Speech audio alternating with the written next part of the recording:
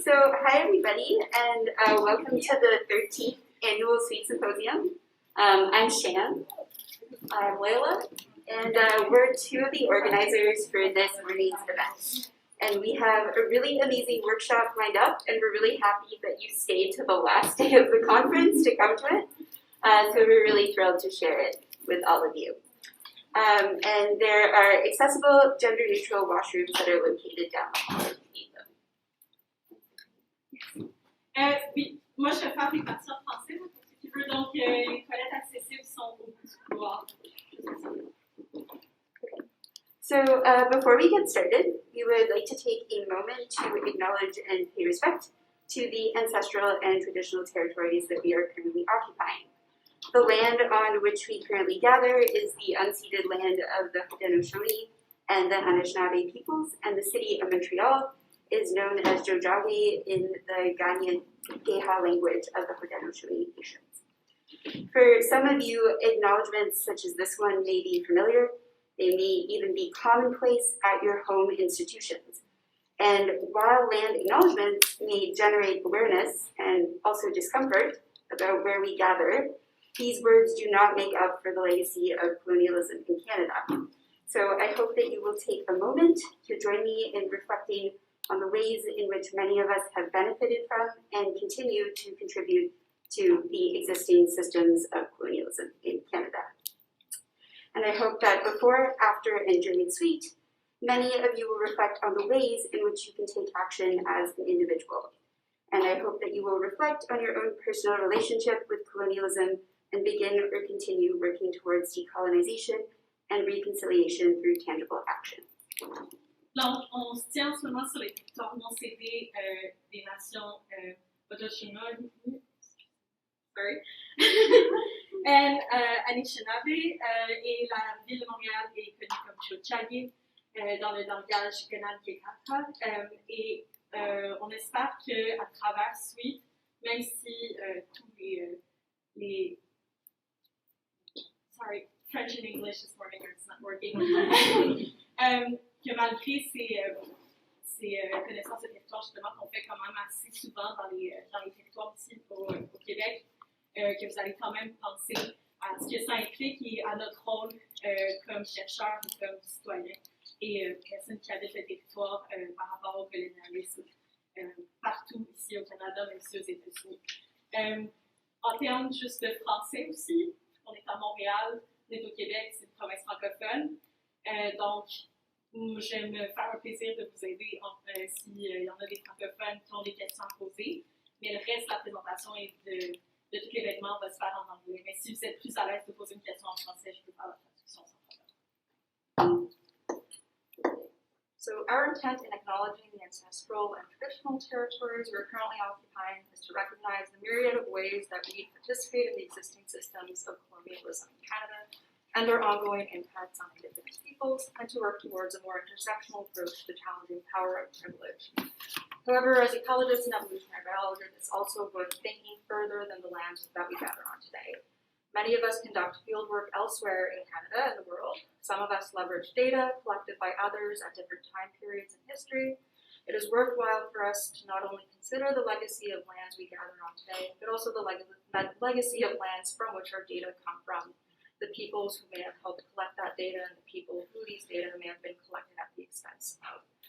So all of us owe a great many thanks to these peoples and cultures who have been stewards of the land and the texts that inhabit them. Donc, notre rôle particulièrement comme biologiste est peut-être un peu plus important aussi que les gens qui font des activités sur le territoire, vu qu'on collecte des données sur les territoires aussi. Donc, il faut prendre en compte non seulement les espèces qu'on collecte, le travail qu'on fait sur le terrain, mais aussi pourquoi on est capable d'aller à ces endroits-là, qu'est-ce qui a été fait au profit ou au détriment des gens qui habitent ce territoire-là pour qu'on soit capable d'aller chercher ces données. Donc, on essaie de penser au fait que l'écosystème est là parce que des gens ont protégé à travers beaucoup d'années et de vraiment redonner ce qui se doit aux gens qui ont été les gardiens de ce territoire pendant So, with that, we'll get started.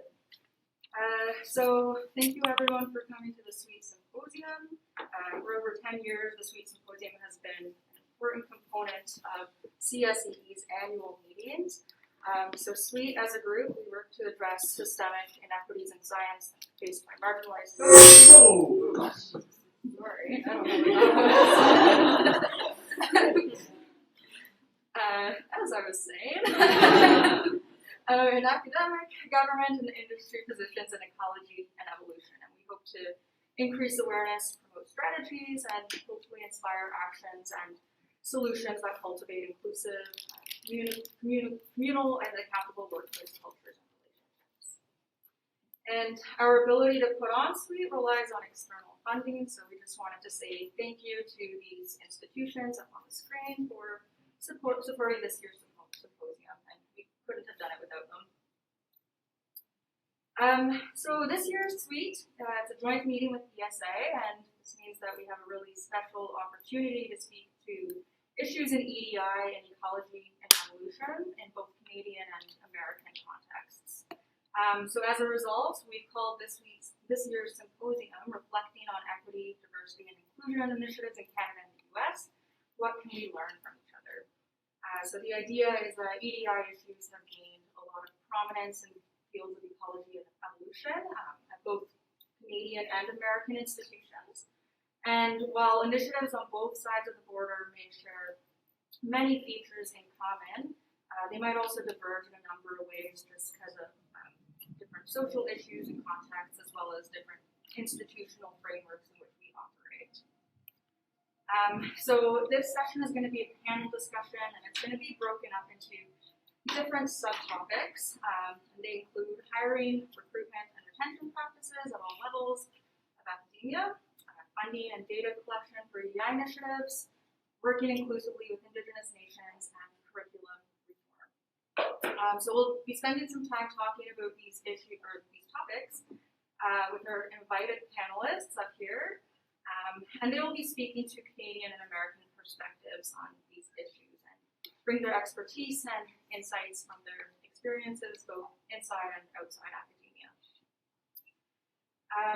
So we have two Canadian panelists, Dr. Nicole and Dr. Andrea Reid, and two American panelists, Dr. Danielle Lee and Dr. Carla Cáceres. So I might throw it over to you guys, and maybe you guys can just give a short introduction about yourselves. Andrea, do you want to start? Sure. Hello, everyone. Great to see you all here. So my name is Andrea. I'm a citizen and member of the Nisga'a Nation, which sits at the base of the Alaska Panhandle. That is where I'm visiting from currently. I live in the village of Gitleck-Demix, which is just north of Terrace, for those that know British Columbia. I am currently an assistant professor at the University of British Columbia, where I lead a group called the Center for Indigenous Fisheries, and this is all about science that is for fish, people, and place, and really positioned towards supporting Indigenous students working in Indigenous territories on Indigenous fisheries issues. And we're just in our early days of getting formed, so we launched in 2021 and just getting off the ground and water now. Good morning. My name is Carla. I'm a professor in the Department of Evolution, Ecology, and Behavior, and I'm also the director of the School of Integrated Biology at the University of Illinois, Urbana-Champaign. And one thing that I want to acknowledge about my participation on this panel is that Illinois, as I'm sure many other institutions, we have some amazing scholars in the social sciences who study EDI initiatives as their scholarship. And I'm an active learner in that space, but I'm certainly not an expert in that space, so I'm looking forward to this discussion with everyone as well.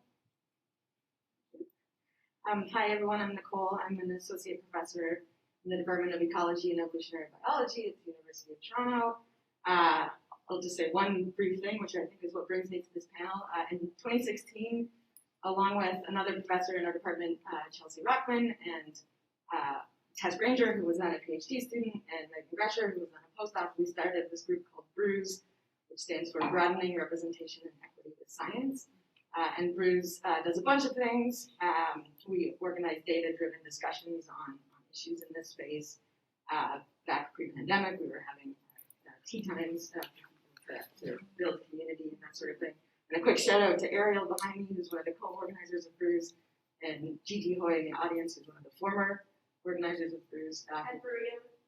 Andrea, she's in the audience. Hi, current co-organizer of this. So I'm also very excited for this discussion that we're going to have. Hello, everyone. I'm Danielle Lee, or Diane Lee.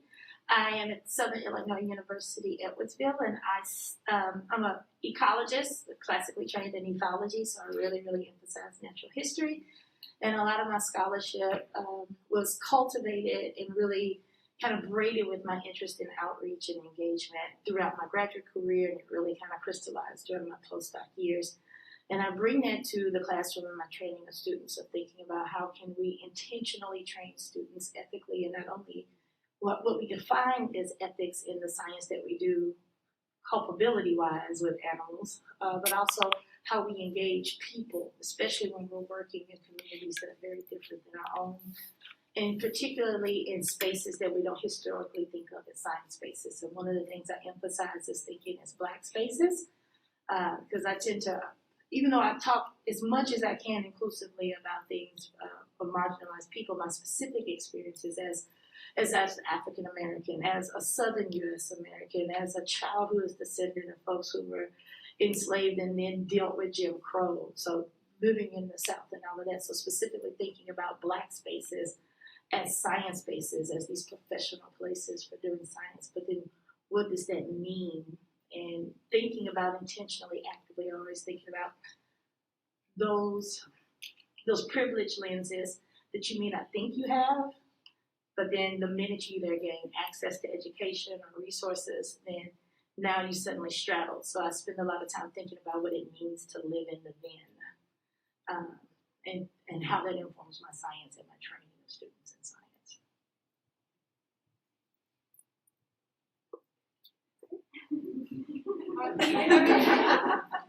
We tried to get more chairs, but we can't move them. But if people want to come and sit up here, they're welcome to. There's a lot of room. Also, if you could move closer to the side of the room, your spaces in the hall. Feel like you're at church now, like the usher we have There's truly quite a bit of room on this side. Yeah.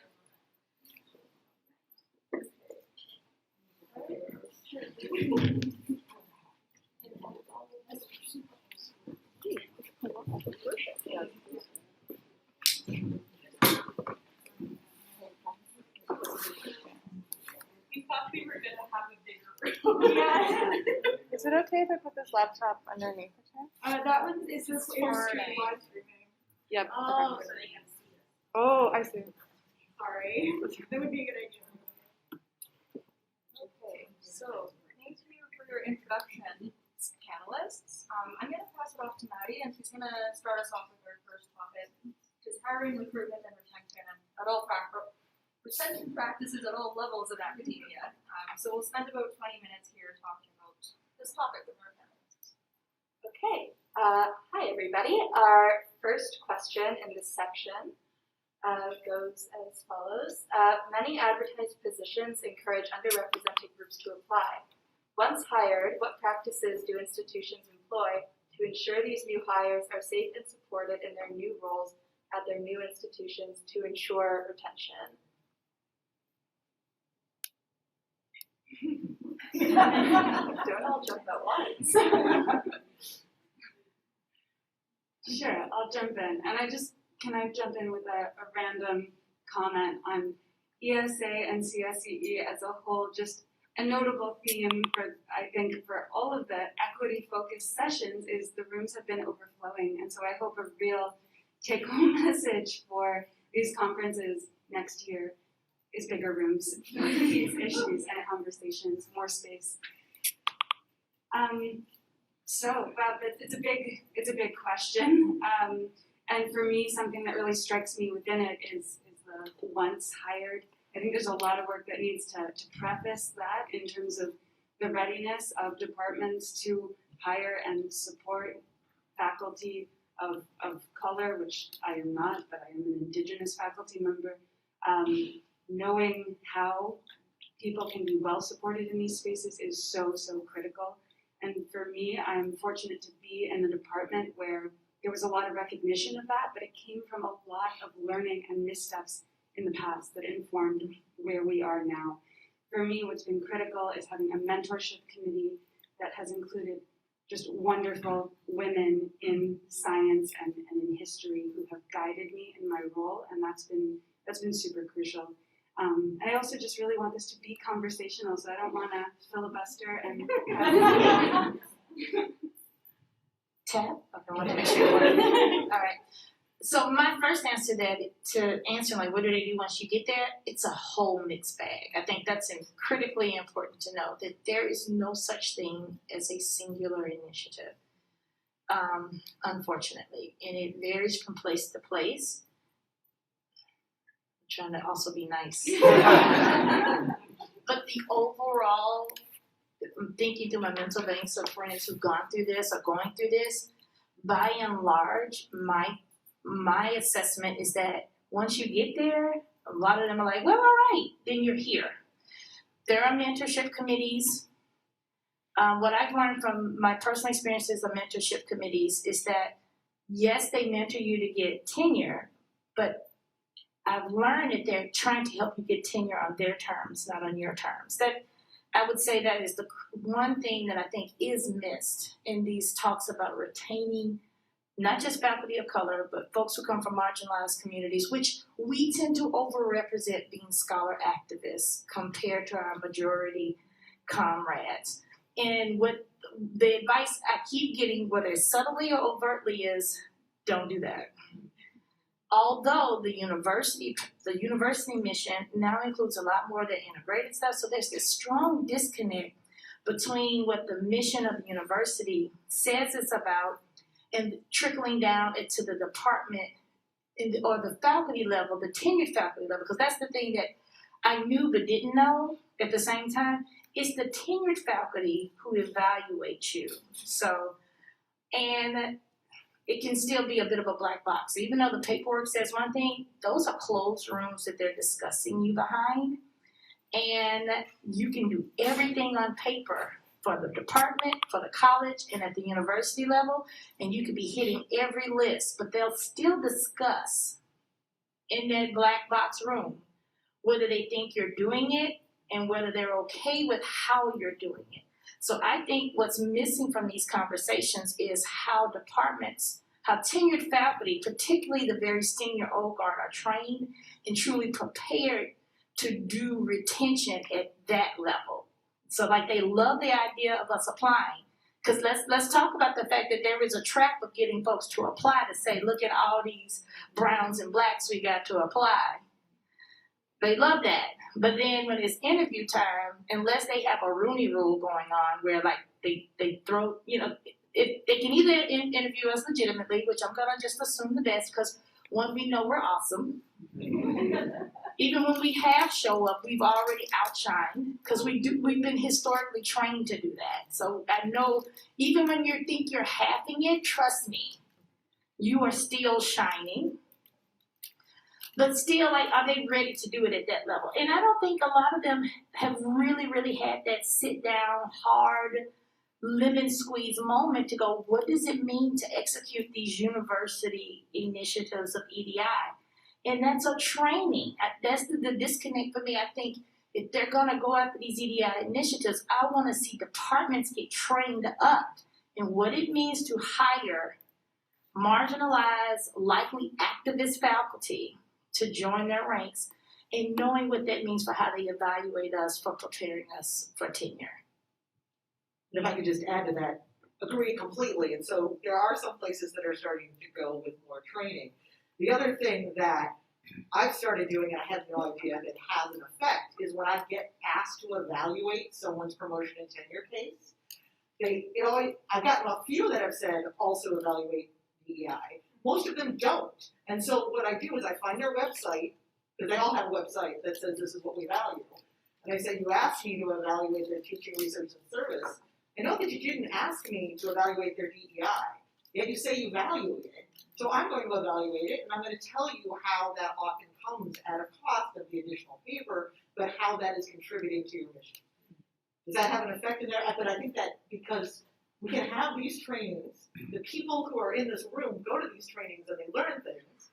Other people go to these trainings and don't necessarily learn things. But if it's in the external evaluations, then at least maybe we can start getting them to, because that's the key to the change, is aligning the reward system with what the university says they have. I don't have much useful to add to that, but I'll just make a couple comments about sort of like, because we're at an ecology conference, bottom up and top down. So I mean, you know, our department has a mentor program for new faculty, but that's always been true. And so I don't think we have specific tools or skills to support, you know, people from underrepresented groups. And so we definitely need to do more on that. From a bottom up perspective, I mean, Brews kind of came out of a bunch of women who wanted like a women scientist space, and so we made our own thing. And I think there are groups like that across campus. There's a Black faculty working group, and I think that was like a thing that emerged on its own volition, which is crummy to say that if you need something, build it. That is a bad answer to this question. So I do think there are some top-down approaches as well. University of Toronto recently had an anti-Black racism task force, and they made a number of recommendations. I think there's like 69 recommendations, and the university committed to all of them. And I was just looking at the recommendations again this morning, and there are things like specific research grants available to Black faculty, and they're committed to this. I'm not sure how much progress they've made, but there are specific things that will actually benefit specific faculty members, and I think that's good. I hope it's working. I hope. Okay, unless anyone has final thoughts on that question, we'll move on to the next question. Oh, sorry. Yes. Is it okay to ask questions? We're gonna have a discussion period at the end, but I don't want to stop questions. I have to take it up. Okay, cool. Right, yeah. Anyway, it's not perfect. The reason I put up my hand is I wanted to have this conversation is that one of the things you touched on was how you can get a suite of candidates who are diverse. But at the same time, because that's my experience, is being on hiring committees, is that you have a bunch of candidates, and the bottom line comes down to how many publications do they have, and how much teaching does this person have, and what experience, and how much research money, and where. And so the final candidate, in my experience, does not take that diversity into account, and I found it incredibly frustrating that despite all of the wording on all the ads, that I consistently, the top person is not from a marginalized group, which completely violates the principles of hiring. So any comments you have on that? Absolutely. I think that's 100% true, and I think I wouldn't have my position if that was how my hiring process had gone. Unfortunately, my hiring committee, they widened the pool of candidates, and there's good science to guide how we do these practices, that if we interview more candidates, we are more likely to not just hire that same person as we always do. But additionally, my hiring committee was gigantic. So they interviewed 6 of us. The committee itself, there were 10, and there were multiple Indigenous community members, and they all went through training together to think about how they wanted to evaluate each candidate. And that made it like night and day, but I don't think that that's the norm, far from it, and I think the picture you painted is the standard practice. Yeah, so this, the task force recommendations that I mentioned, they have things in there about like training for hiring and proper wording for ads and like proper interview techniques. And so there's this top-down thing which may or may not work, I don't know. But again, from a bottom-up approach, like I think it comes down to individual search committees and search committee members who are like, what is excellence to us? What do we value? And you know, for me, University of Toronto, 50% of the people in Toronto are born in a different country. You know, if you look at our student body, I teach a class of 1,200 students, and if you look at the people in that class, like they are a mixed bag of humanity, and our faculty don't really reflect that. And so, you know, what do we need as a faculty in my department? Like, we need to be able to connect to these students. They need to see themselves in us. And so yes, I felt the last search committee I was on, I felt very strongly about this, and I said, you know, there are other criteria that we should be looking at to achieve these goals. These are goals that we have in our department, and yeah, so we should value that explicitly when we're evaluating candidates, and I feel like we did. But again, it's like a case by case basis. Like each search committee is going to have champions for that, I think. I think one of the academic culture things that need to be addressed widely, and once we do, then we can perhaps have more equity and justice across the board, is how much R1 cultural practices set the standard for expectation at almost all levels of academia. And so those R1 practices overemphasize what I call the cheat sheet. Pubs, grants, that's it. and they're willing to sacrifice ethics. In other words, like, because we historically know we don't care if those people who bring in a lot of money and a lot of fame hurt people, harm people, any of that stuff. So it's really the cultural practice of, it's the cheat codes. When you get over busy or lazy, you think that rigor equals how many pubs you have and how much money you bring in, and not even your scholarship, because if you really look at some of their work, you're like, this isn't even good stuff. For some of them. I mean, we've said that. We've whispered that about people. You're like, this is actually crappy. Or you cut corners. Or a few years later, they find out you fabricated your data. It happens. And it's really that cultural practice. So it's the cultural practice of thinking that pubs and grants are all that matter. And then people, and this is what we know, so let me say this. White supremacy is a lie. Everything it's ever taught us about anything and ourselves and each other is a lie. And one of the lies that white supremacy created is this idea, it comes up with these short and quick lists of what rigor counts or what merit counts. And in academia, that lie is pubs and money equal you must be really, really smart or you're really, really great. That's one of those lies. And that's why I think taking this EDI lens, particularly a justice lens, and decolonizing how we set these cultures up is critically important to how we shift the culture. And then it's not about targeting specific groups, though that's important, that's the equity part, but how we create a more balanced and inclusive one is that we reset the stage overall. And that's what we need to disrupt. And so if you have the opportunity to be on a hiring committee or shape the papers, so the rules of that, you need to come up with some sort of metric that doesn't overemphasize or let people get lazy and only look at grants and pubs. You got to take a holistic approach. And to that note, more and more universities are beginning to, on paper, say that they're taking holistic approaches to graduate admission, and then potentially also faculty recruitment and retention. Okay, thank you so much, guys. We have, thank you for adapting to kind of the question.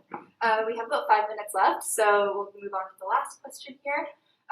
So kind of jumping off of what Nicole had mentioned, we often focus on hiring and recruitment and retention at the faculty level. What initiatives exist to improve access and success for students from underrepresented groups, particularly with thought towards hidden curriculums and access to field courses, and access to research opportunities that end up being invaluable later on?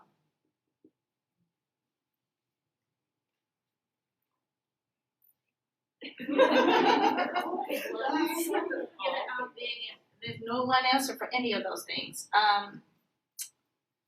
I know what's really popular in the States right now are post-bac programs, and post-bac programs, a lot of first-generation students are really, really encouraged to do those. I feel like the jury's still out on what they mean, because I'm worried that in some institutions it signals that they weren't prepared, and then it backfires on what it really does. Though they do get great skills. So let me say that. They get the skills they need to really be prepared and all that other stuff. They learn, the entire program is pretty much learning a lot of hidden curriculums. I love that about it. But then I worry about then if someone's too snooty, and then when it's time to accept them for schools, then they get frowned upon. I think there's a ton of work to do in this space, like pretty much every space. So one thing, with respect to access for grad students, like the fact that there's application fees with grad student admissions is really weird to me. I'm sure there's a reason for it, but I don't know it. I think our department recently started offering some tuition fee waivers, or not tuition, sorry, application fee waivers. There's a small number that they offer, and students have to say, like they need financial support. So I think we just started doing that, and that's great. And it turns out, as a faculty member, I can actually also pay for those admissions fees. So anyway, so that is good, and that is a thing I will keep trying to do for students. But then things like these summer NSERCs, these undergrad summer research awards. I don't know if other schools handle these differently, but the amount of the award, doesn't even pay minimum wage for the amount of time these students are supposed to be working in our labs. And the reason why we can get away with that is because it's an award and not a job, so it doesn't actually count as salary or something. And that's really crappy because that means anyone who has to make money during the summer to be able to live is not really doing that on these awards. And so, yeah, change needs to happen there for sure. I think I was reluctant to answer because I know how much work we have to do with undergraduate programs and how there have always been the initiatives, but they're not working. I think the move to not requiring standardized tests is huge because they are completely not predictive of what success in graduate school is, but they're expensive and they benefit privilege. And so most programs, I think, in Illinois have now gotten rid of the test, as I think many other institutions have as well. But we still just have so much. Something specific to my position at the University of British Columbia is just being really attentive to the needs of Indigenous students, and moving to the most expensive city in the country is not really viable for many, if not most. And so we're in the midst of developing an Indigenous community researcher-based pathway that enables graduate students to be where they need to be and to relieve on-campus course requirements so that we can enable that to be part of how we design these programs, because they're really positioned towards people who have that privilege, that position to come to the city, to leave family where family is, and be present that way. So I think thinking about how we can reinvent these systems is a key piece. Great, thank you so much, everyone. We have a minute left, so I think we'll move on to the next section. We're okay with that? Okay, awesome. So we'll be moving on to, we'll talk on funding and data collection for EDI initiatives. We only have 10 minutes for this section, so we'll have to be concise. So our first question. No, just say all day. So our first question, institutions on both sides of the border seem to be increasingly open to supporting and funding EDI initiatives. What types of EDI initiatives are encouraged and funded at your institution or other institutions you may be aware of? And are those initiatives focused on students, ECRs, or established researchers? How might these choices contribute to resolving or reinforcing inequities? So there's encouraged and funded, and those aren't always the same. There's unfunded mandates. So at Illinois, one very positive change is the promotion and tenure documents were recently revised, and all candidates have to submit a DEI statement along with their research and teaching statement.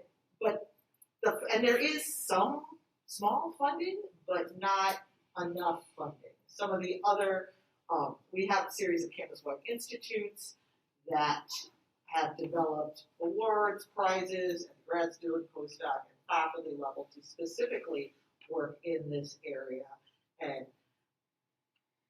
it's also a trade-off between getting better at the data collection and data acquisition and learning how to do that as a scientist with no training, and not overburdening the scholars who this is their scholarship area, and they're often scholars of color and are already overburdened. And so having them compensated for the work that they're doing in changing the culture at the university and trying to balance that, which is not currently happening. All right, so I'm gonna try to take this quick. So in the States, The National Science Foundation has a couple of newly announced things in the education and human resources part.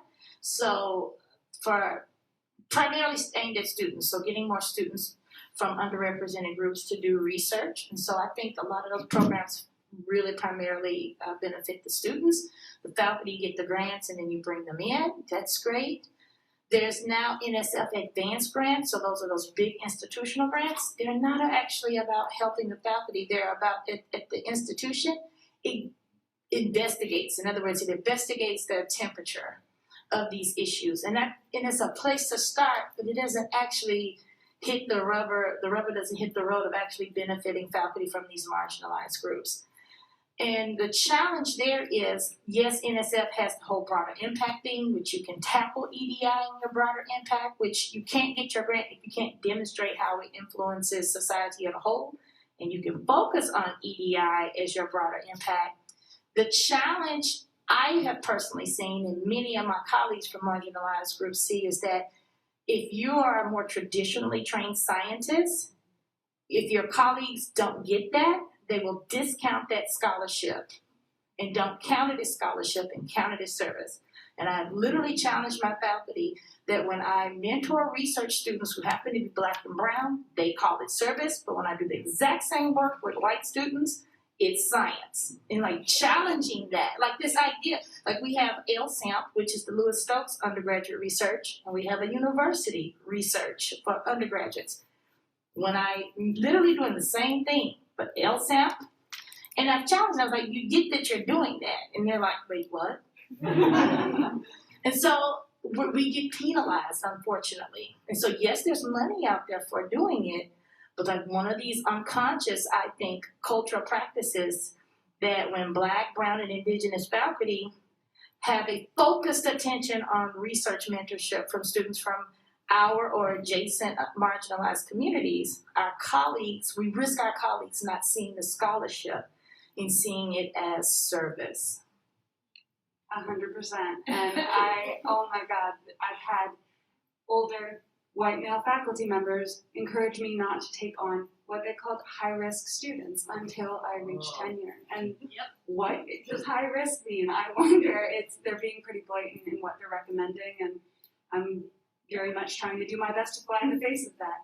But the systems, the funding systems, do not value change in this direction. When we look at like the diversity statements that NSERC requires in its applications, they want to see really kind words, and they do not want to see numbers. If you say who's in your group, what students you're advising, that's not the detail they want to see, because they want to see the practices that uphold that. And I get that like numbers don't necessarily mean change, but I do think that, for instance, Black students are probably better advised by a Black faculty member in terms of the holistic support they might need.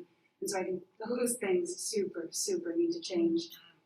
I'm curious if for folks here at your home institutions, are people aware of Indigenous strategic plans at your universities? Can I get like a show of hands if people know of them? Do people know of funding schemes that pair with those to enable them? They're few and far between, and few institutions in the country have them. And one thing I'm really excited by at UBC is we have a whole fund, the Indigenous Strategic Initiatives Fund, that is $6 million to enable action in these spaces to support Indigenous scholars, staff, faculty, students, everyone doing this together. And it requires letters from communities saying, we back this and we want to see this, which is like, that is the barometer for change. Not to say UBC is perfect, but this ISI fund is Indigenous-led and awesome. I'm glad you ended with that, because I was going to start my spiel with like, I'm trying not to vomit. So Toronto also has a couple institutional strategic initiatives, these ISIs. One is the Black Research Network and an Indigenous Research Network, and I don't know how big these are in terms of money, but again, it's money from the university in addition to at least 3 other academic units putting money into these things. And I think those come with like positions and also research funds and networking funds and connections to communities, like you mentioned. Within our own department, so our department has been like really encouraging of EDI initiatives. So a couple years ago, I think championed by Gigi over here, our Brews group got a budget, which was nice. This year, for the first time, we're running a field course for students from underrepresented groups, which will be free for them. And it was modeled after, I think someone in this audience is going to know, I think it was modeled after a program that was started by grad students in Dalhousie, somewhere east. I'm getting one nod. So it's not the first. It's not the first of these programs, but I think these are great. Supporting field experiences for students who otherwise probably wouldn't get them. And those field courses are run by graduate students also from underrepresented groups. So some more positive stuff. Okay, thank you so much. Really quick, we have 3 minutes left in this session, so as quickly as possible, even though it's not super possible. Despite their deficiencies, data are essential in identifying and addressing inequities. Does your institution collect EDI data on its students and employees, and are these data publicly available? Who has access to these data, and do those with access get ethics training and or support when handling these data? So for faculty and staff, there is a dashboard that you can look at for Toronto, which breaks down, I think it's like 90% reporting rate from staff and faculty, and it breaks down information about ethnocultural identities, gender identities, persons with disabilities. So there is information that's publicly available. It's a bit hard to parse,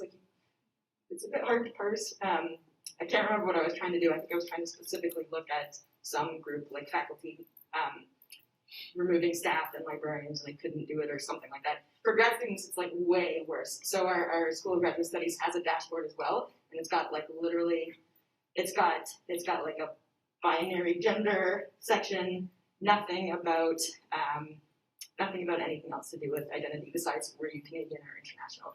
So I think people know that this is like depauperate and needs to be better, and I think that we're working on it. So that's the end. The answer is yes.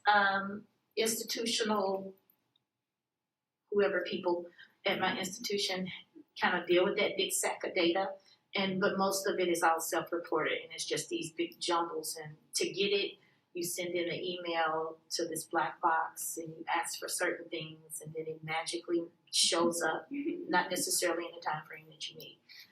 Yes, that's how it works. Illinois is a huge publicly available database.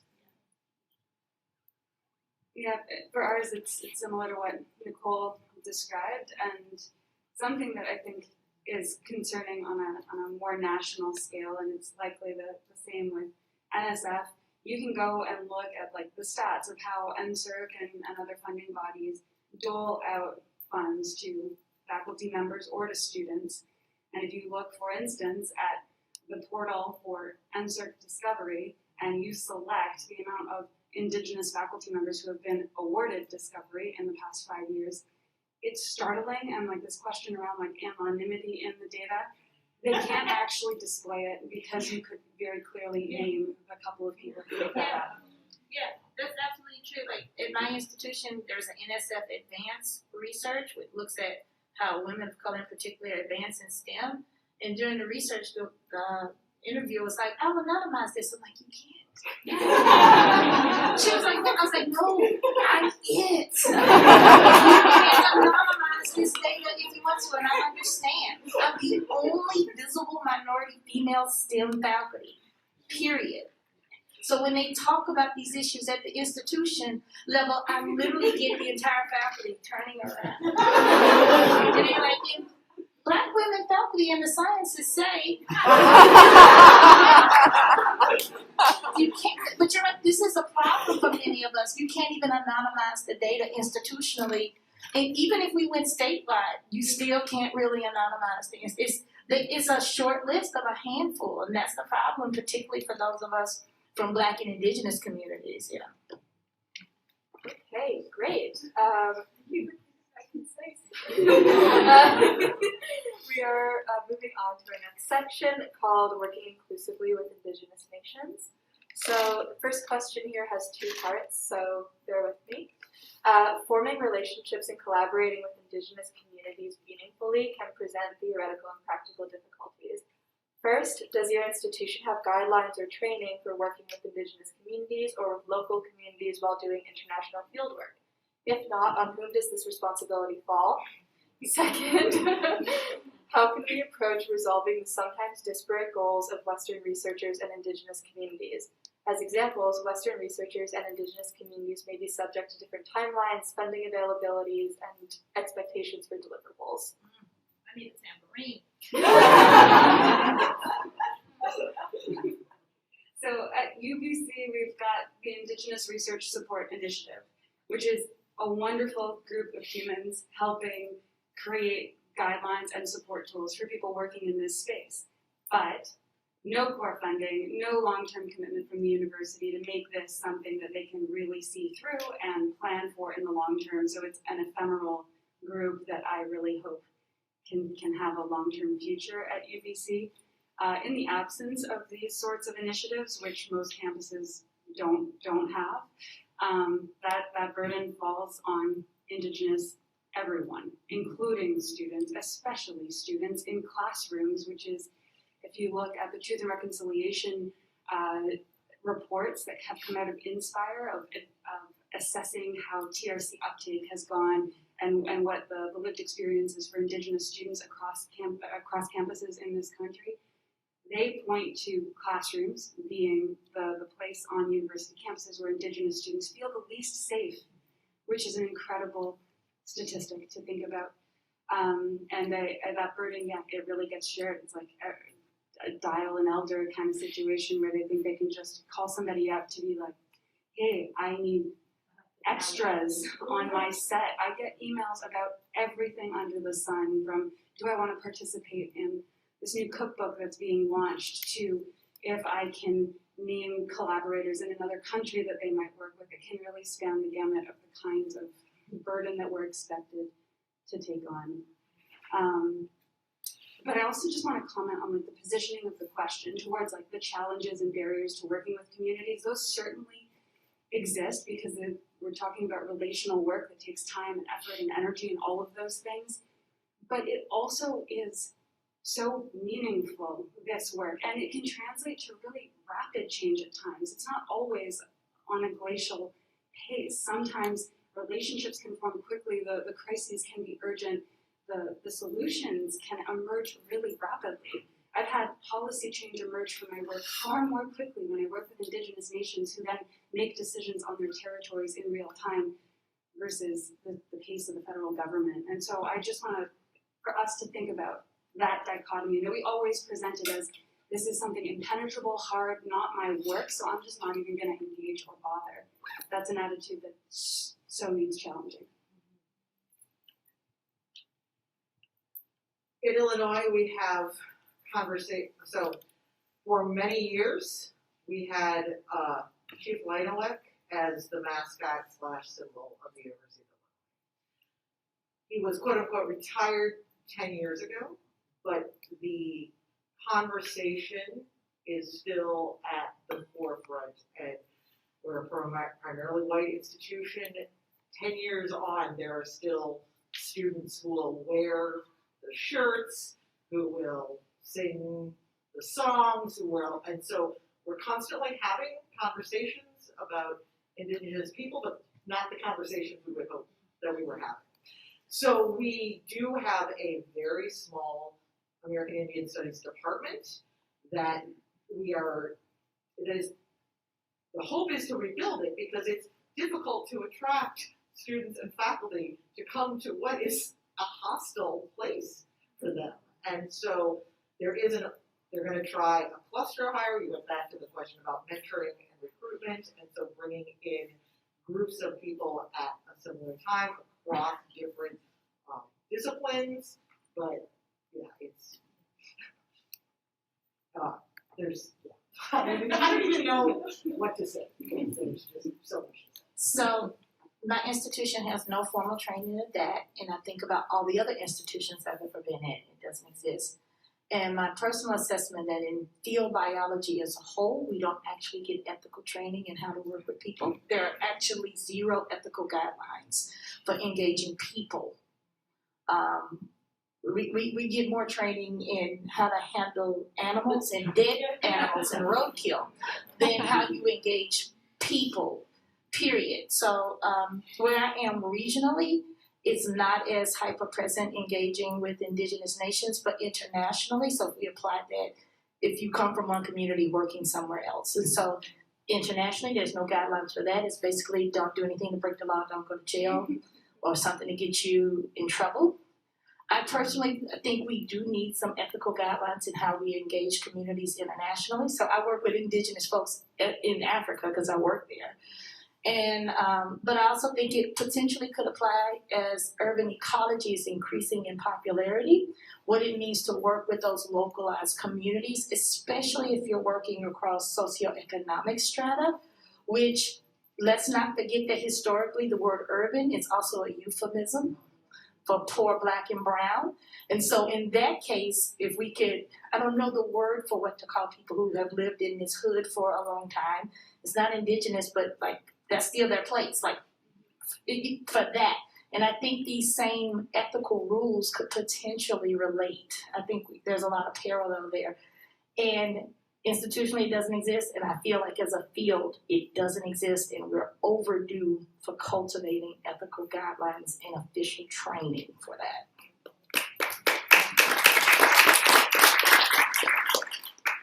So on the specific question of guidelines for fieldwork, I mean, I do math, so the real answer is I don't know, but I think the answer is no, that there are no official guidelines. I could be wrong about that. I know there's some field people somewhere in this audience. When I was an undergrad, which I'm old now, so that was a million years ago, I was an undergrad in Toronto as well, and I did a field course in Ecuador, and we had to sign a waiver that said, you understand the risk of, what the heck was there? It was like robbery, terrorism, other really bad stuff. I had to sign a waiver, but at no point did we talk about like the culture or like the demographics of the country or how to respect the people who live in these areas. Nothing like that. And again, it was a long time ago. Maybe things have changed. I don't really think so. Last year, I taught a grad course on bias in STEM with Mideo Andrade, who is the president and co-creator of the Canadian Black Scientist Network. She's amazing. I was so lucky to get to teach with her. And she had this brilliant idea about having our students do task force projects. Like, imagine the university has started up a task force on some topic, come up with some recommendations for that task force. And so one of the groups actually talked about field courses and how to prepare both students and instructors of field courses for working in particular areas. And the students had a nice set of recommendations, but also had created two distinct presentations, one that you would give to students of the field courses and one that you would give to the instructors. And it was amazing. Literally, Mideo and I were like in tears over how like thoughtful and amazing these projects were. And we had the students present that to the whole department. And really, I feel like it should be implemented immediately. Like, this should constantly be, instructors of field courses should be confronted with this presentation. So I think that is a thing that we can do. I feel like I had more things to say about the ethics. Here's where I rail in anecdote form. Two experiences with grant reviews. One, I had a couple of grant reviews to do, and both of the researchers were working in the Canadian North, with communities in the Canadian North, and it was clear that one of the researchers was extremely thoughtful of interacting with these communities. They had partners in the community, specified the collaborative nature and agreements, and the other one was clearly not so thoughtful. And so as a grant reviewer, it was useful to have them both in my hands at the same time to be able to do that comparison. And anyway, so I don't know what my point is with that. There should be some explicit guidelines in the grant reviews to like seriously consider that, especially for people working in those communities. Another experience, different grant situation, reviewing a grant that was going to work in the global south, and the grant made me extremely uncomfortable. Like, it read very much like parachute science. This group had a long history of doing this.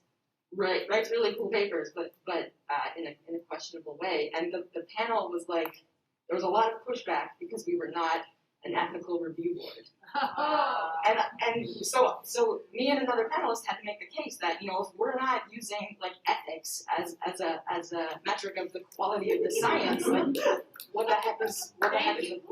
Yeah. Yes.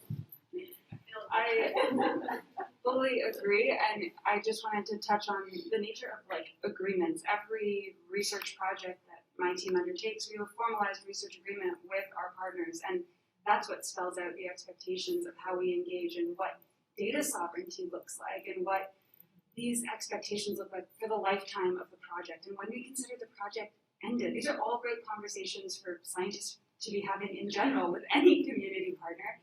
And in this case, this is how we can uphold Indigenous data sovereignty and know what all of these dimensions of data ownership, control, access, possession, and more look like.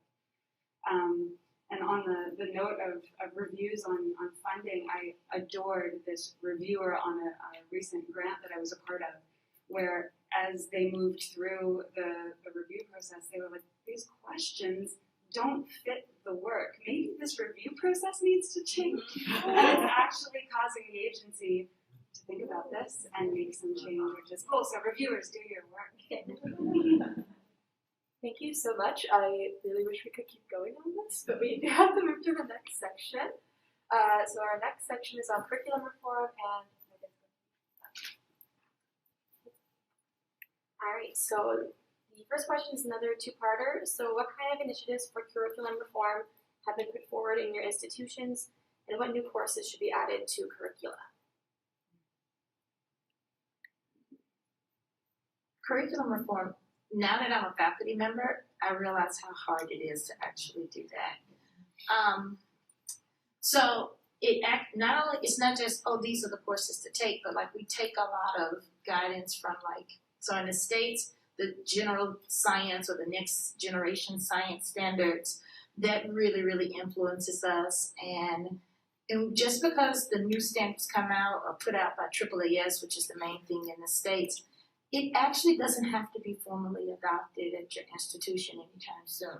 So it's the faculty pretty much volunteers to be like, okay, now it's the time for us to start getting in step. That tends to be led by, in my experience, younger faculty that are really, really hyper-focused on good teaching.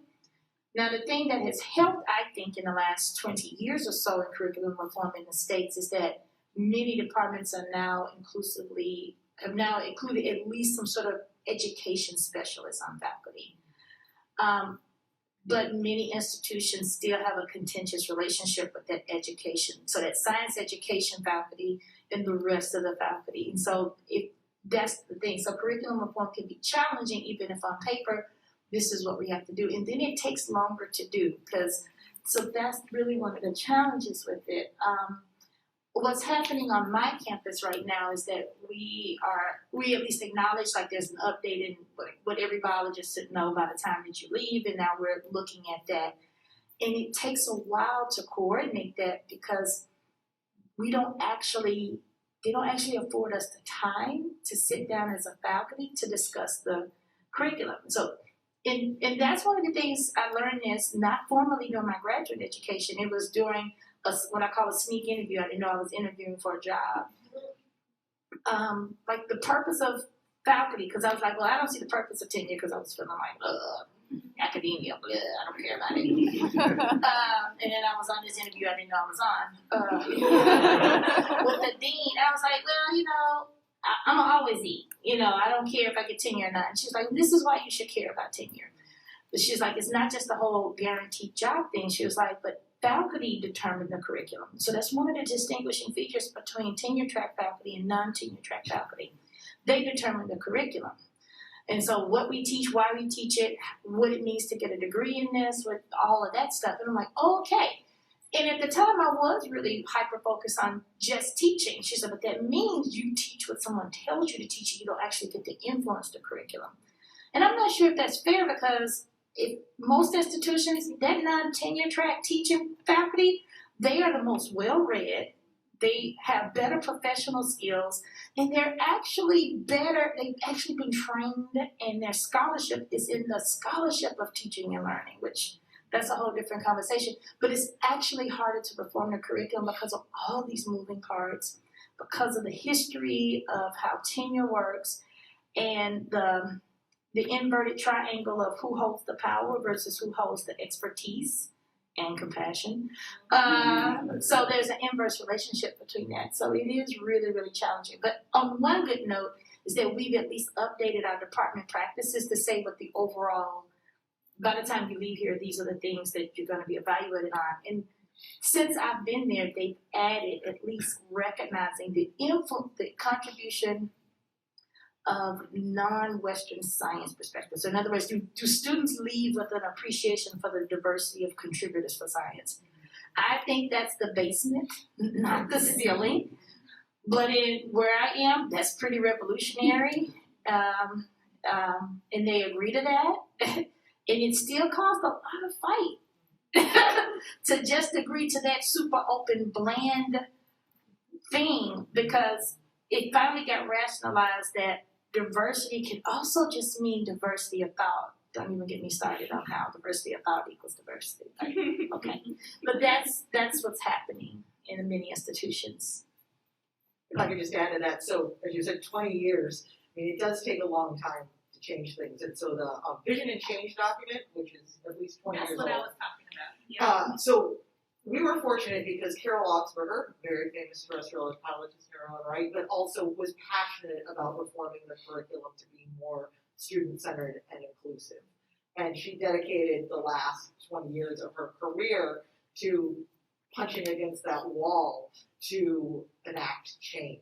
And there is also the Summer Institutes on Scientific Teaching. And right next door to us, or 2 doors down to us, right now there's another workshop on how you backwards design and student-focused teaching. And so it takes a leader who's willing to, and as you said, you know, the specialized faculty with their scholarships. I'm going to keep going back to my amazing colleagues who spend their scholarship hours thinking about these issues. And so I feel fortunate that we in my school are at a place where we have most people on board. So 5 years ago, we also decided that if we really cared about this, when we interviewed people, we were going to tell them we are interested in more inclusive teaching. We're interested, yes, we're an R1 institution, but teaching matters, and we need to think about our curriculum and how we deliver it. So when you come to interview, you're not only going to get a research seminar, but we're going to put you in an active learning classroom, and we're going to ask you to teach to us. And got a lot of pushback on that, but then we just pushed ahead, and still work to do. But Growth is hard. When you feel uncomfortable, that's growth. I'm just going to speak quickly on the piece of what new courses should be added to curricula. A lot of work has already been done for us. The Truth and Reconciliation Commission has many calls to action in the space of education that can inform existing classes, but many of the calls are for specific Indigenous histories that form part of curricula across country. And I think we shouldn't be at a place now, so many 7 years after the TRC was published, that we've done, less than 15% of the calls to action.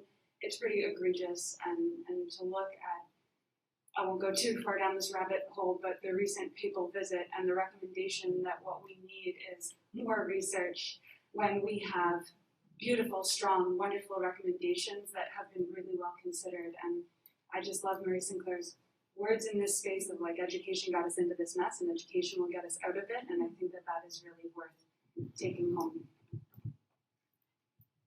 So in Toronto, at the undergraduate level, I feel like there's been the emergence of several different actions. I'm losing my words now, apparently. So, within our own department, we had this EDITA-ship where an individual was tasked with looking at our first year giant 2,000-person course and think about, what material in this course. Looking at the material in the course through an EDI lens, what could be changed, decolonizing the course, but also finding spaces to highlight the work of underrepresented researchers from underrepresented groups. This sort of thing is happening all over the place. I know there's another project in human biology where they were trying to develop modules for undergraduate students to introduce them to EDI concepts. And recently, we've tried to like coagulate our efforts. So this was led by this fellow, Bill Jew, in human biology. He started this group of people who are interested in EDI and STEM. And you know, I go to these meetings and we talk about our actions and initiatives, and these are just like super inspiring people. And I have hope for this group because Bill Jew is now the acting vice dean for undergraduate stuff. So I think, you know, having like a certain size of community of people who are working on similar actions, hopefully there can be synergies and growth and advancement at the graduate level. So this grad course that I mentioned, our director of grad studies, Anil Agrawal, was really interested in whether or not we should make this course that Median and I taught that I mentioned before, whether we should make this course a required course for grad students. And the way that we ran the course, it was like really open discussion. You know, we had this community agreement. Like we made sure that like people had lots of ways to feel comfortable interacting. And if there were issues, there were lots of ways to let us know about those issues. And I don't think you can have that kind of course if you make everybody in the program take that kind of course. So we're thinking about how to redevelop the course as a required course. And I'm actually quite interested in getting opinions of folks in this room of whether or not this should be a required course for grad students. And so Anil's working on how do we sell this to all faculty? How do we say this is a course that every one of your students has to take? It's not about research necessarily, but our goal is to, one, make sure that our community is the strongest, best community that we can have, and two, kind of like what you said, like what is the minimum stuff people should learn? Like what are the issues in ecology and evolutionary biology that everyone should be able to speak intelligently on? And so genetics is going to be a huge one, and another one is sort of things to do with sex and sexual selection. There are probably others, but those are the two that Neil and I have talked about so far. So yeah, we want to make sure that our community is full of people who are trained to speak authoritatively on these issues in the outside world where people have, you know, interesting opinions on these issues. All right, so the next question is, should curriculum reform in science be a more collaborative process among departments at universities? And how can we bridge relationships between these fields? And then what kind of skills should be teaching scientists that go beyond specialized science skills? I'll jump in with absolutely yes. We should have far more multi-transdisciplinary courses that are being offered. What I'm going to advocate for is bridging outside the institution. Something that I'm working on currently is a new course at UBC on co-creating aquatic science that we have been in the process of co-creating with the Haida Nation for the past 2 years. And this is a course that's designed with Indigenous students and elders and community members, and for them, with them in mind, because all of our programs are not built that way, purpose-built for equity, right? And this has enriched everything about how we're approaching this course. We're approaching it from a lens of providing a ton of financial support to enable access, of providing credit to non-degree pursuing learners so we can find pathways for everyone to participate. And just thinking about how we can break that really strict mold that exists around having to convene everyone on campus on this regular basis that might interfere with all other aspects of life. I'll just second that. Yes, absolutely. They started with about interdisciplinarity. This EDI STEM group that I mentioned, we're all STEM people, and it would be like really useful, I think, to have some social scientists in our conversations and help us think about various actions. I can't remember why I was going to say this, but something in your question sparked this thing in my brain, which is one of the recent Bruce discussions we had was about religion and science, and one of the follow-ups to that discussion, where we had people from the Department of the Study of Religion come talk to our EEB department. Right. I feel like Ariel could do a better job of sort of giving a summary of that event, but that's not really the point of the story. The point of the story is that subsequently led to them reconnecting with us because one of the professors in that department wants to develop a new undergraduate course on sort of different philosophies and understandings of nature And so they want to develop that course in collaboration with our department, which I think would be amazing. And this is like new interdisciplinary link, which I'm really excited that we sort of initiated. I just have a question. Could you repeat the second half of the question again? I just wanted to have it top of mind. Yeah, so the second part was what kind of skills should we be teaching scientists that go beyond specialized science skills? Because the answer to the first one is yes. So things I emphasize is I attended this amazing lecture by, let me get her name right, Dr. Cynthia Spencer O'Neill, or O'Neill Spencer. She has this amazing philosophy. So one of the skills I emphasize in all my courses, especially in natural history, is this idea of interrogating the canon. And so there's this the canon of natural history. We draw out all the white guys, mostly English dudes. But then, so her philosophy, she's in education, but she teaches thinking of Black and Indigenous scholarship in those same spaces over those history of time. And then you force students to go, who's missing from this conversation?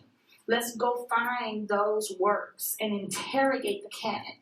And so that's one of the skills I think that is really important. It's like how to teach folks how to interrogate the canon, because right now we're not taught to interrogate the canon at all. And then what it means to go find that literature and thinking about historical references. So I work in primarily Black spaces, whether it's in the States or in Tanzania. And so education is very different for me. In other words, I'm steeped in an Indigenous place that has been, for the most part, mostly still Indigenous. There was a blip of colonization, and that's important. You see that imprint there all over the place. But being in a place that is still historically, like, they've been there for thousands of years. And as an American Black person, that blew my mind, thinking about that. And so a lot of that what we would call folklore, or what we call those stories, is still part of that. And so one of the things that I've been fortunate enough to do, in other words, I've been entrusted to help codify a lot of that science for Western science. Like, I've been entrusted to help do that.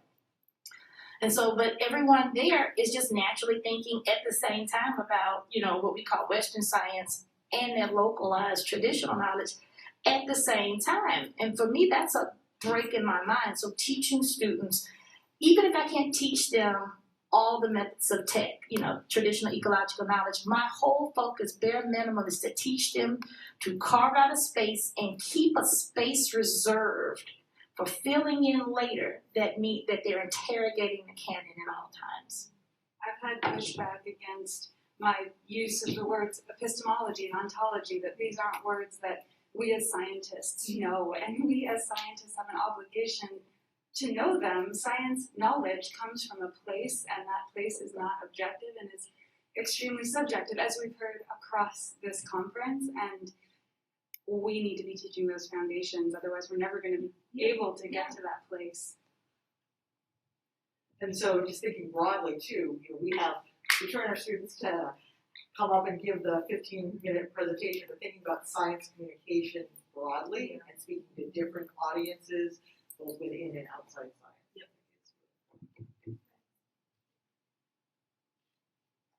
All right, so we only have about 3 minutes left of this topic, so hopefully we can get a good discussion in on this. But the last question is, the sciences have a history of placing the pursuit of knowledge above social impact and of being co-opted for negative purposes. How do you think curriculum reform and interdisciplinary thinking can help us avoid past mistakes? In 3 minutes. Sorry. So the short answer is, I think that the short answer, I'm not saying it's the cleanest, but I think it's the start of it, is if we primarily start listening to people who have been historically the most marginalized. So you really decenter the traditional voice and then focus on those on the edge. My personal experience, and I noticed some sociology work that looks at it. So let me just tell you, coming from a Black feminist liberation Christian spirituality point of view, like liberation theology point of view, this idea that Black feminist theology, it is intentionally focused on not just the most marginalized person, but is inherently inclusive. And there's been some research to suggest that at least Indigenous feminism does a very similar thing too. Like there's a lot of parallel there. So by centering the most marginalized and historically excluded voices first, let them dictate that, and then let them lead and everyone else follow suit in conversation. That's because those are also conversational leadership. So they build consensus. That's part of Black feminist liberation theology, is that it is inherently inclusive. It is everybody holds hands, and then you go from that perspective. That's the short answer. It won't be easy, but if you center the most marginalized folks first, then everybody else is going to be fine too. I think that is so bang on, right? Like if we look at intersectionality, if we start with people that inhabit those multiple spaces, then we are going to get everyone that's included within those identities. And so starting from complexity, not simplicity. And acknowledging that those past mistakes were indeed past mistakes. So we still have to have the in some of these spaces we're still trying to get everyone on board that the past mistakes were indeed mistakes and we need to move past those. Yes. I'm trying to remember the details of a talk that I went to. I virtually attended this talk by this researcher in Princeton who I think was a social scientist. And she was basically, one of her main takeaways was exactly this last point, that you need to confront the historical legacy of racism and other problematic issues. You need to confront that in your class, and your students need to know where you stand on these positions. And I thought that was a really important lesson. So I just wanted to reiterate it. Hi. Hello. So now we're going to invite discussion from the audience. Shan is going to run around with a microphone just so that people on Zoom can hear. But okay, I think you have a question. Shan, you have a question over there. Sorry. Pass it on. I'm way too keen. Thank you guys so much. This is a remarkable panel, and I'm just full of gratitude and emotion, and this is empowering and brilliant, and I'm really grateful to you all and to the organizers. So something that strikes us, we're talking about as we settled in, is that some of the people we've discussed as being at the small top of the pyramid, who have a lot of power in these institutions and have benefited from them, senior faculty, are perhaps underrepresented in this room, in particular white senior faculty, in particular white male senior faculty. And I guess I'm curious, given that that's the case often in these discussions, how do we maximize the work that you're all doing to share these suggestions, think about them, and implement them when people maybe aren't showing up, don't realize this is a problem, and aren't showing up to figure out how to solve it? It's a constant problem.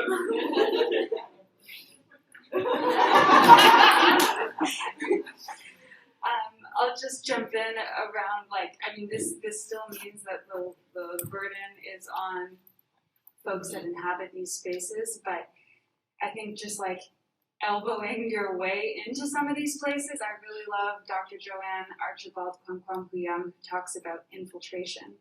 And I think that is a way that we can get into these spaces and change them from within. But the reality is that all of our institutions are colonial.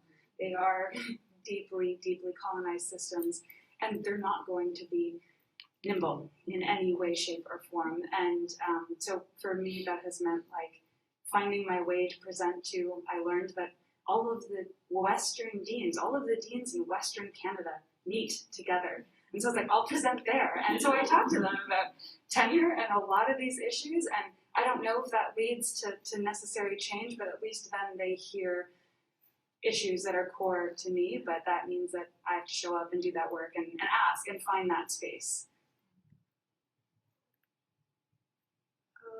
Any other questions? I was going to say, sorry.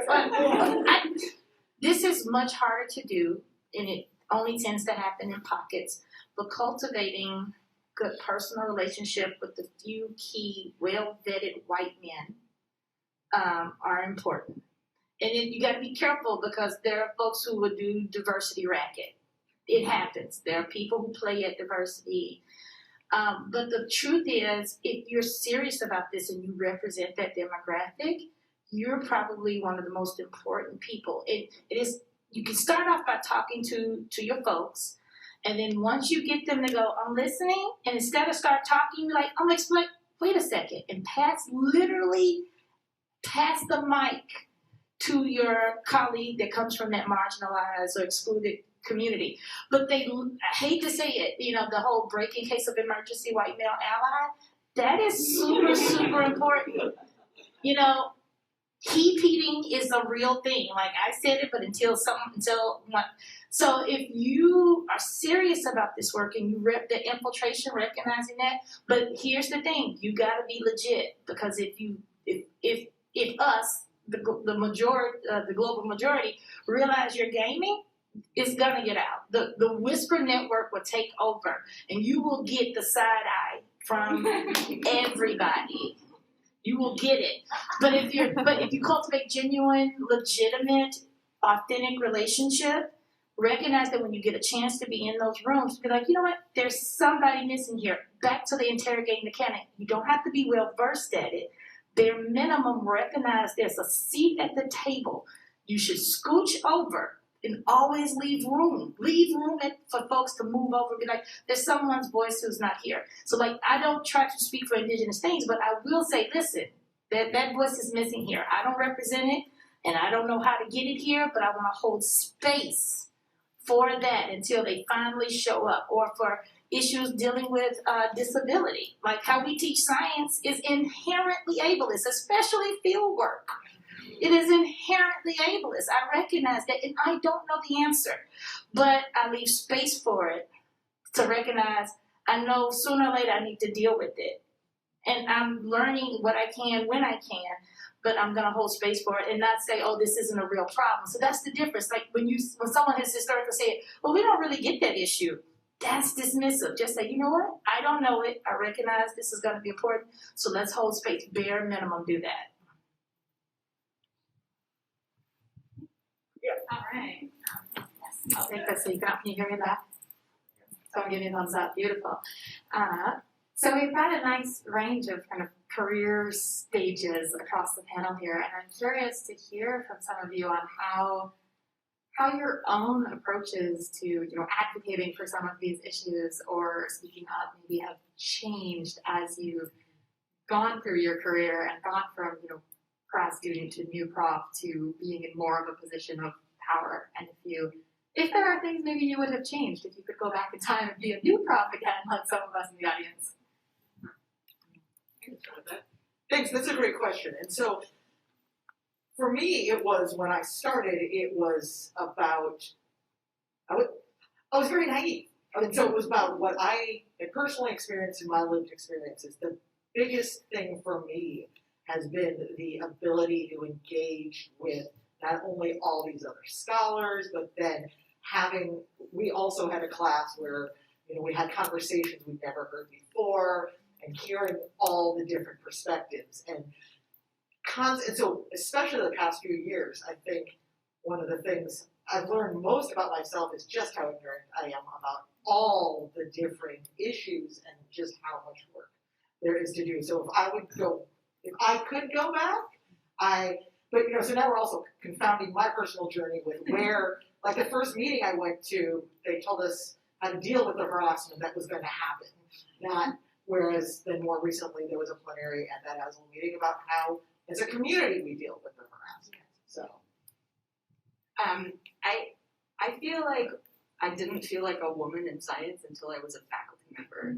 Like when I was a grad student, I feel like I was extremely lucky. I feel like my male PhD advisor thought I was like some math robot. Like I don't think he thought of me as anything but that.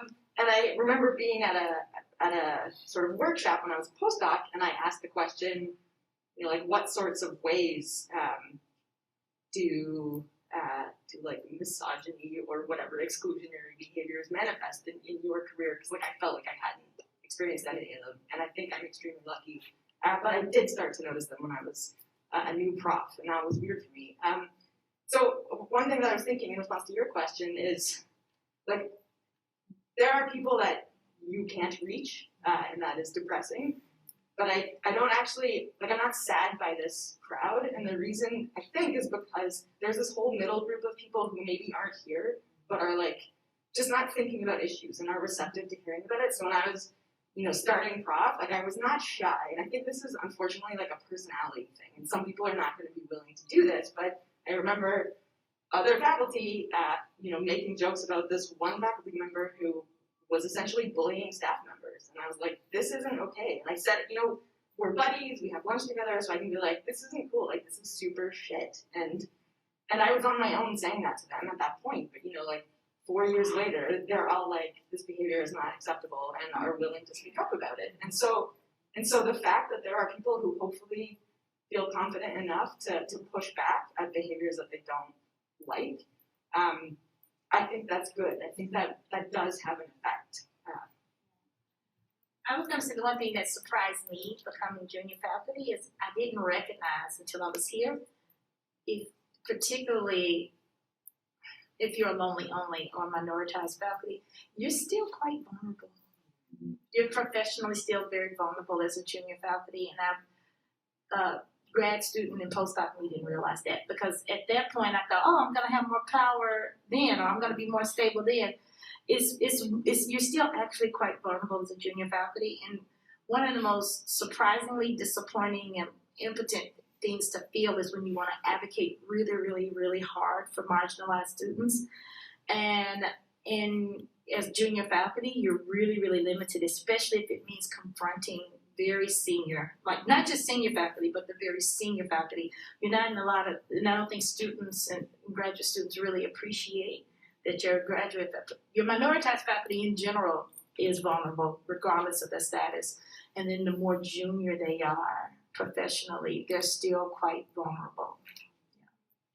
I can just add one thing to my story. So one thing about being an outspoken junior faculty member, and I'm no longer junior, sadly, about this isn't true in every department. Like in our department, and hopefully in your department, like it's not the whole department that votes on your tenure file. If there is a committee who makes a recommendation to the chair, and the chair makes a recommendation to the dean. So not everyone in my department got a say on me, and I specifically asked if this one professor could not be on my tenure committee, because I did not like our interactions, and I did not think he was going to think I was sufficiently respectful of him. So that is an option for some people at some universities. Yeah, on that note, an Indigenous colleague of mine was advised by members of her department that she should be really conscious of what kind of Indigenous science she practices, because look at the remaining members of her faculty. Those are going to be the people evaluating her tenure profile, and none of them are Indigenous. And so her work needs to be literate to them, which is incredibly harmful advice that I... Please code switch. But so just coming back to where we started today, talking about like mentorship committees, something that's been really essential for me, in addition to that agreed super tenure-focused mentorship committee that I have, is that myself and 3 other Indigenous scholars across faculties at UBC, we formed our own cluster or collective, and that is the best source of support, where we share the ridiculous requests we get and like decide together if we're going to do them or not. And we can just learn about these systems where one of us will hear about some expectation that we're supposed to meet and none of us have been told. And this has made, I think for all of us, this is what leads to retention. I'd just like to say it is 11:30, and so if you need to go, that's perfectly fine. I think we'll give another few minutes to. We do one more question. Yeah, no, I think maybe we can stay for another 15 minutes. But if you do have to go, that's totally fine. But I think we'll keep this going for another 15 minutes because it's a great discussion. Jan, go. Sorry, Sandra.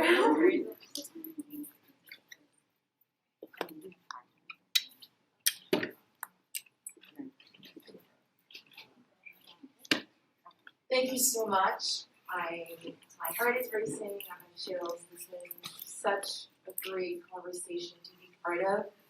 I'm happy I get to speak because it's great also to bring the student perspective. And so as a grad student who gets to teach as a teaching assistant, I was wondering, what can we do in those spaces where we really don't have so much say? I mean, I get provided the teaching material. I try to make the labs a bit my own, but I sometimes don't know if just being is enough, just that people see me is good enough, or if I should say things to try to be part of that change. I'm of the notion that yes, being is enough. I'm of that because you're doing a lot already. And so just showing up, that's a pretty revolutionary act for many of us, just existing in these spaces. But there's still some, what I call some tweaks you can do. So like the tone you set in how you engage with students, what's normal behavior. So I would take a page from if someone does something inappropriate, even though we may historically think of, oh, that's just laughs and giggles, by setting a tone like, that's inappropriate. We don't use that language, or we don't do that way, or that's actually not, acceptable ethical ways to behave in science, or even in teaching something. Like we still have some terminology that's like, this is so bad. And even though I know that's the technical thing in the text, I will then this is what it's been, and that was horrible. So I'm gonna teach you this new terminology. And on the test, I will count this old terminology wrong. I get that this is what it's been, but this is incredibly racist or whatever it is. It's like, and we're not going to use that word. Here's a better word for it. And so little tweaks you can make, but don't feel like you have to do it all at the same time. Where I am today is not where I was 5 years ago. It's definitely not where I was 10, 15 years ago. I have increasingly learned and updated as I go. And so know that. Really quickly too, and acknowledging the emotional labor that goes in to being that, so they're showing up and then there's being there for every student that needs you. And that is draining. I mean, it's rewarding and it's wonderful, but it's also incredibly draining. And so acknowledging that, okay, step by step, a little bit at a time, doing my best, and that's, as you said earlier, it's better than 100%. Your best is already better than 100%, so you don't have to go so much further. Yeah, same point. Just don't burn yourself out. You're hired for 130 hours. Stick to them and do what it means to be you in that space. Do we have any other? Oh, there's a question up here. Yeah. Hi. Sorry. Socially anxious person with a microphone. Thank you so much for everything you said, and it definitely was some shit. I was just wondering, I've been involved, I'm just a student, but I've been involved in a lot of EPI stuff in my institution, and how do you deal with, you're the person they turn to and they're like, but what do you think we should do about this? And it's not I'm not that identity, but they still think that because I hold a certain identity, I can speak to that. So how do you handle that? I don't know why I grabbed for this, because I don't think I have a great answer, but I wanted to start by saying, I feel like nobody feels like an expert in this space. This EDI course I talked about, we talked about rerunning it this year, and maybe I would teach it with someone else, and I was like, maybe I can't, I don't know anything about this. And she's like, but you know more than a lot of people, so I don't know what the end of my thought is, except that I think nobody feels like an expert. We're all still learning and sort of acknowledging that, where I am now with my learning, this is how I feel about these issues, but I don't know it. So, past me would look at present me really funny at what I'm about to say. I feel some kind of way about graduate students doing so much heavy lifting for EDI, for their departments in their colleges, even though I was one of those graduate students who did that. What I wish for this current generation is that you don't have to do that work, because it's actually not your job. It's really not your job. That is an institutional level thing that should be happening at the institutional level. You're there to focus on your education, and moreover, when you're done, you're gone. So you're transient. So yes, I get why you're doing it though at the same time, because sometimes we fight and advocate just to make the space we're presently occupying more habitable.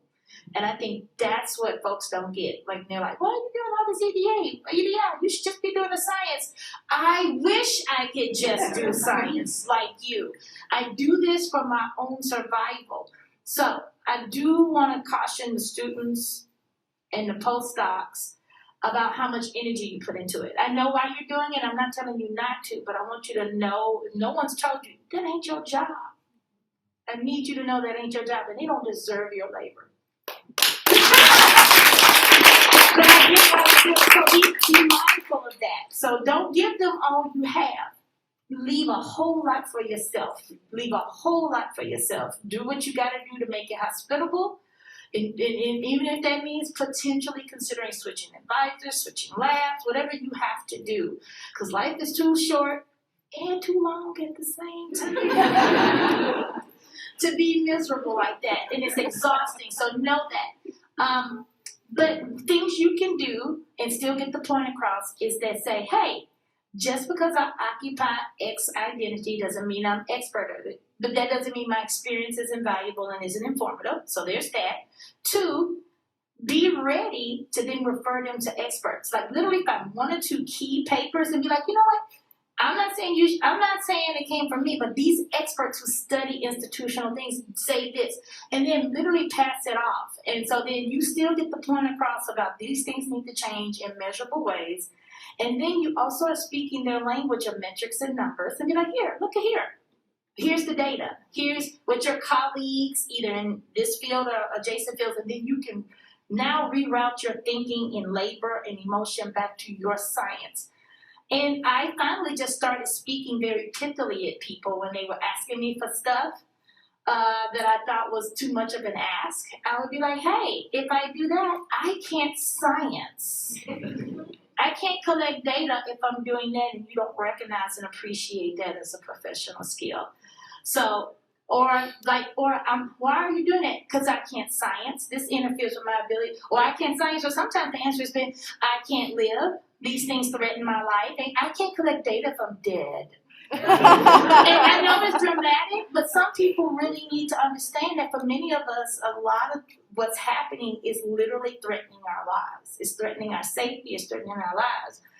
I think more visibly we think about that for our LGBTQ colleagues who are working in very hostile places. They're like, why do you need to do that? Because I want to live. I like to do revolutionary things like breathe and pay my rent. And when you say it that way to folks, eventually they'll get it. And whether they get it, they'll at least be quiet about it and quit bothering you with it. And hopefully it'll lead to the next step. And then it puts the onus back on people who are technically have more responsibility for it. And so that's what I want to say is that graduate students, please, and postdocs, be mindful of how much labor you're giving to these institutions that don't love you back. I just want to quickly add that is perfect. And my colleague Tabitha Martins calls it like the politics of distraction, of being pulled in all of these ways to have to do all this additional labor. And then at the end of your degree, on paper, the way that you're being evaluated, you're not as competitive as everyone else because you couldn't science. So protect your time and yourself. And your energy. Don't underestimate protecting your energy too. Mm-hmm. I'm not on the panel, I'm just sitting close enough. One thing I would add to that is there are mechanisms for students to be paid for this kind of work, and I think for those of us who are kind of rising through the ranks, or the people in the room who are more senior, thinking about, for example, we have a new pedagogical initiative at Concordia on redesigning courses to decentralize whiteness, and those will come with paid TA positions for students. And so if you're a student and you're being asked and asked and asked, maybe you don't want to advocate for yourself, but find someone you trust and say, hey, are there ways for me to be paid? Yeah, you probably did get a lot of pushback. So maybe this is not on you, but for those of us who are more senior or going to be more senior, think about, if we are asking for this time and this labor, how can we compensate for it?